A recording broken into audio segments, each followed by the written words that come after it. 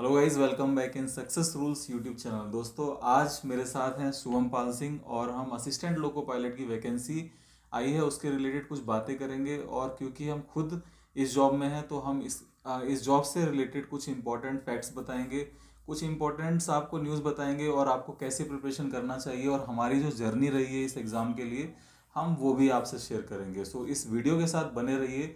तो स्टार्ट करते हैं शुभम पाल सिंह से। तो गाइस अभी हम लोगों ने हाल में ही अभी एक वीडियो भी इस पर बनाया है कि आपको किस तरीके से फॉर्म नोटिफिकेशन आ गया उसकी थोड़ी सी जानकारी आपको दे रखी है। और हम लोगों ने उस वीडियो में बोला भी था कि आपको फॉर्म कैसे भरना है, इसके बारे में एक हम लोग वीडियो जस्ट अपलोड करने वाले हैं। आज शाम तक मोस्टली आ जाएगा वीडियो।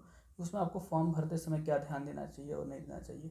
ये वीडियो मोस्टली हम लोग बस इसलिए बना रहे हैं दोस्तों कि मतलब कुछ चीज़ें जो एलपी के वैकेंसी के दौरान जो हम लोगों ने सोचा कि आपको ज़रूर पता होनी चाहिए, क्योंकि हम लोग उस पूरे प्रक्रिया से रन थ्रू होके आए हैं।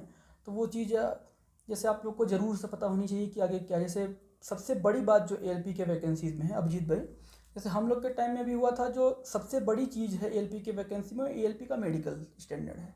A1 कैटेगरी का है कि अगर आप सब कुछ प्रोसेस करके आते हैं, अगर आपका मेडिकल स्टैंडर्ड में कुछ भी प्रॉब्लम हो तो ज़रूर आपको उस चीज़ का ध्यान देना चाहिए। फिर आप टेक्नीशियन के वैकेंसी के लिए वेट कर सकते हैं अगर आपकी आंखों में अभी आप मोस्टली जैसे प्रॉब्लम अगर हो। आप प्रिपरेशन स्टार्ट कर रहे हैं और आपका मेडिकल स्टैंडर्ड जी। A1 कैटेगरी का नहीं है तो है। हो सकता है कि आप प्री एग्ज़ाम भी लिखेंगे, मेंस जी। भी लिखेंगे और साइको भी देंगे। और क्योंकि प्रीवियस जो रिकॉर्ड है, रेलवे के एग्ज़ाम अलग अलग स्टेट्स में होते हैं, तो दुनिया भर का पैसा और किराया भाड़ा खर्च करने के बाद अंत तक आप एक तैयारी करते हैं साइको वगैरह देने के बाद भी। और अगर आपका A1 मेडिकल स्टैंडर्ड नहीं है तो फाइनली आपको डिस्क्वालीफाई कर दिया जाएगा। तो इस चीज़ का आप ध्यान रखें फॉर्म भरने से पहले।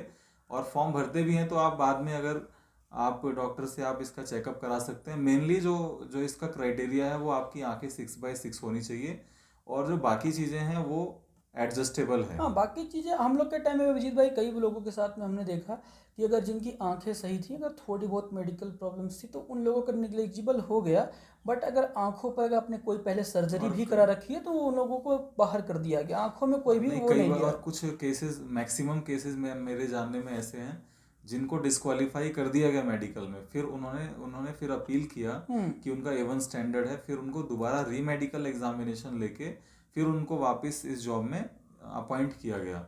सो ये भी है, बट आपका A1 मेडिकल स्टैंडर्ड तो होना होना चाहिए और 6/6 होना बिल्कुल, चाहिए। मेरा ये भी मानना है कि अगर आप इस भर्ती से जुड़ रहे हैं और आप फॉर्म फिल कर रहे हैं तो आपकी अभी से लेकर के आपको अपने मेडिकल पे थोड़ा ध्यान देने की ज़रूरत है। आपको अपनी आंखों की थोड़ी अच्छी देखभाल करने की ज़रूरत है, क्योंकि अगर आप इतनी मेहनत कर रहे हैं, इतना परिश्रम कर रहे हैं कि जिससे आप एक नौकरी मिले, एक अच्छी अपॉर्चुनिटी है, तो ऐसा ना हो कि आप सारे प्रोसेस से आगे आकर के मेडिकल में आपको किसी तरीके की परेशानी हो। तो आपको वो चीज़ों का थोड़ा सा ध्यान और रखने की ज़रूरत है। रेलवे एग्ज़ाम के लिए ही नहीं बल्कि आप किसी भी हम्म। गवर्नमेंट एग्ज़ाम की प्रिपरेशन कर रहे हैं तो आपका जो हेल्थ है वो प्राइमरी होना चाहिए। फॉर एग्ज़ाम्पल, अगर आप एसएससी का भी प्रिपरेशन कर रहे हैं, अगर आपका हेल्थ अच्छा होगा तो आपका कंसंट्रेशन अच्छा होगा, आप स्टडी अच्छी कर पाएंगे, आपका टाइम मैनेजमेंट अच्छा रहेगा। तो हेल्थ के साथ कभी भी कॉम्प्रोमाइज़ नहीं करना, अच्छा डाइट खाना है। और क्योंकि आप एएलपी के एग्ज़ाम में आ रहे हैं तो इसमें फिजिकल फिटनेस ज़्यादा इम्पोर्टेंस रखता है।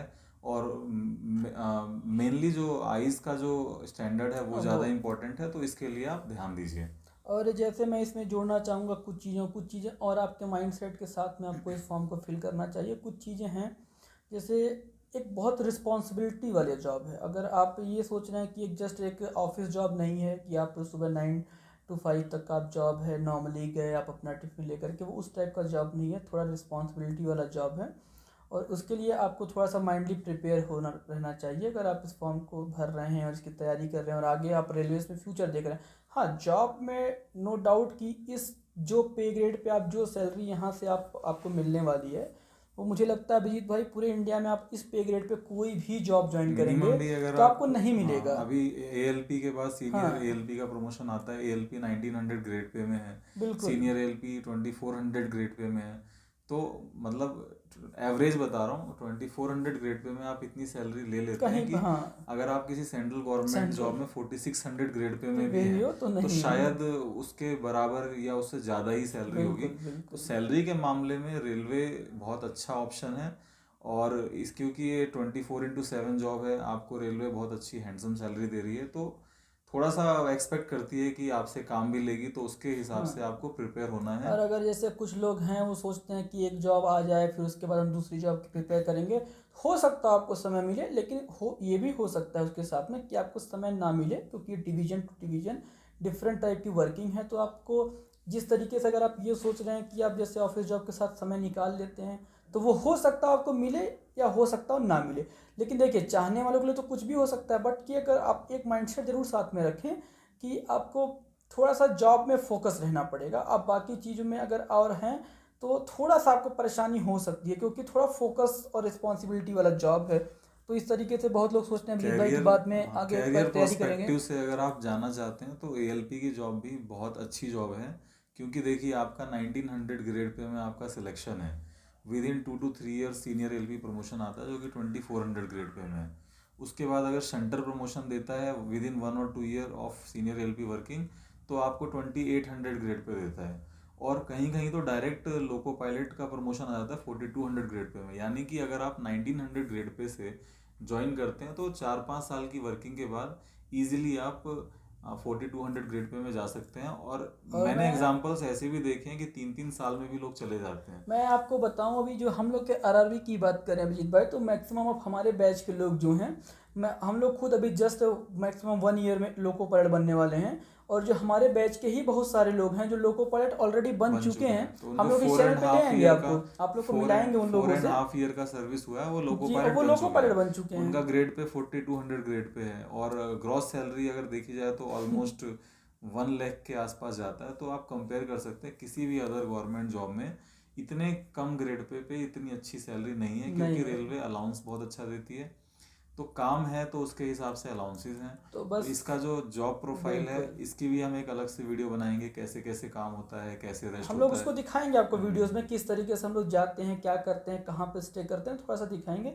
और आपको ये भर्ती आ गई है तो अगर आप इसकी एलिजिबिलिटी रखते हैं, आपके पास जो भी जैसे टेक्निकल डिग्री मांग रखी है, आईटीआई, डिप्लोमा, बीटेक अगर आपके पास है और आप इसको फुलफिल करते हैं, एज क्राइटेरिया फुलफिल करते हैं, मेडिकल स्टैंडर्ड को फुलफिल करते हैं, तो बस मैं यही कहना चाहूँगा आप लोगों से, जी जान लगा दीजिए। क्योंकि 5 सालों के बाद ये भर्ती आई है, ये मत देखिए भर्ती कम है ज़्यादा है, कुछ भी, जी जान लगा दीजिए। बहुत अच्छी अपॉर्चुनिटी है और रेलवे में जुड़ने के लिए बेस्ट पोस्ट है कि आपको सैलरी के हिसाब से देखा जाए, आपके आगे की लाइफ और फ्यूचर के हिसाब से देखेंगे, करियर ग्रोथ में देखेंगे, तो बिल्कुल सबसे बड़ी एक ऑर्गेनाइजेशन है, इससे जुड़ने का आपको मौका मिल रहा है। और इस चैनल पे हम लोग आपको उसकी पूरी मतलब आपको पूरा हेल्प करेंगे। ऐसा नहीं है कि हम लोग क्योंकि उस चीज़ से आए तो हम लोग आपको चाहे वो स्टडी मटेरियल से रिलेटेड हुआ, एक्सपीरियंस है अभी ये जॉब में आने से पहले टीचिंग का ही था, तो अब हम स्टार्ट करेंगे क्योंकि हम लोग आपको कुछ बताएंगे उसके बारे में, के रिगार्डिंग ही हमने टीचिंग किया है, तो अब हम क्लासेस लेना शुरू करेंगे। क्योंकि अभी कोचिंग संस्थान जो है वो ठीक है, वो अच्छा है, पढ़ा रहे हैं, बहुत अच्छे टीचर्स हैं,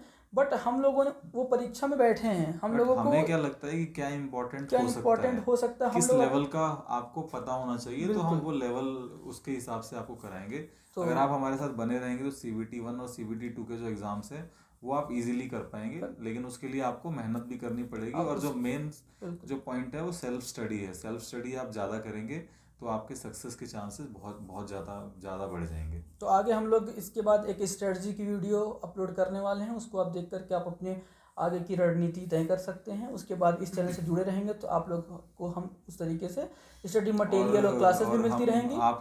आपके लिए कोशिश करेंगे कि जो फीमेल असिस्टेंट लोको पायलट हैं उनको भी एक बार लेकर आएंगे, उनका क्या एक्सपीरियंस है, क्या एक्सपीरियंस जो लड़कियां हैं बनना चाहती हैं, वो इस पोस्ट पे आना चाहती हैं, मोटिवेशन रहेगा तो हम उन्हें भी लेकर आएंगे। क्योंकि बहुत सारे लोगों के माइंड में ये होता है कि लड़कियों के लिए जॉब कैसी है, कैसे करेंगी, थोड़ा टफ जॉब है, नेचर ऑफ जॉब।